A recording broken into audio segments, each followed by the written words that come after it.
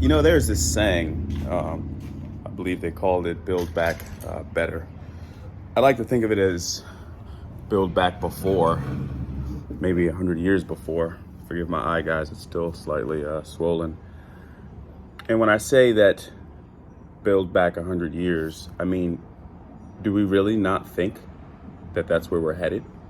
I mean, any time you can go into a universal campus or university campus that employs hundreds of thousands or 100,000, something in that number of students, and you can have students who feel empowered to designate a certain area in which they call it multicultural, and neglect to either learn or realize that multicultural is multifaceted in many ways, because there are many different races that come from different cultures, as in, for example, a black person and a white person and an Asian person, or a Chinese person or Japanese person, or a person from any continent can have the exact same culture if they grew up in the exact same geographical location and have adopted the exact same things that embody what culture is.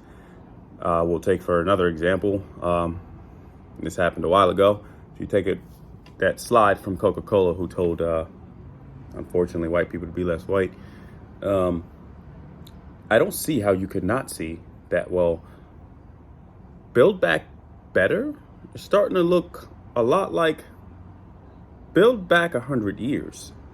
I mean, things are so divisive right now, and it's almost like people want to kind of stay on one side, because they feel safer on that side, right?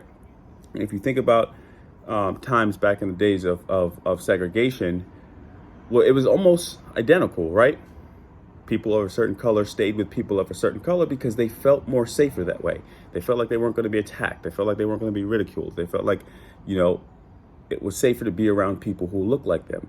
When in actuality, unity and inclusiveness and multicultural means just that we include everybody, that we love everybody equally, and that we treat everybody with respect and morality equally. I think we dubbed that one being humane and being decent. I know that lacks in society today, and hopefully it gets better. But that's what it's supposed to be, right? Now, as my reference to 100 years ago, we should preface and look at today, right? We got a pre-reference or post-reference rather, and look at today. Is that not what it feels like, right?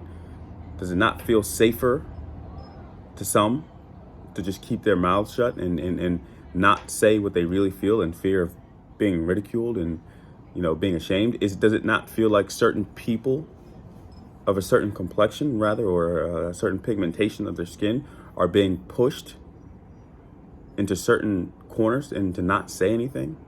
Does it not feel that way? That's the truth.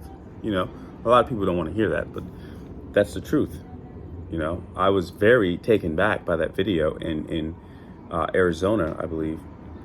Very taken back to think that a person could have such audacity and then in turn have such stupidity to post it online, where millions of people have viewed it and have ridiculed it. I mean, that's horribly backfired.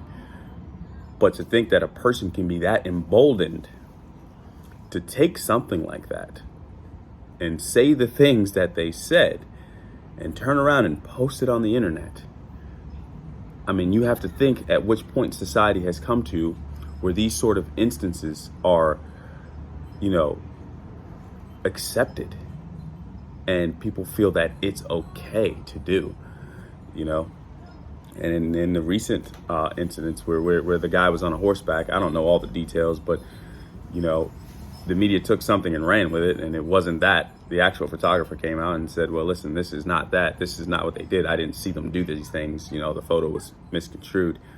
And it just blew up in outrage, But I just think the world is just so uneasy right now. Nothing is for sure, nothing is for certain. And to me, this don't feel better. I'm not gonna lie, this does not feel better, guys.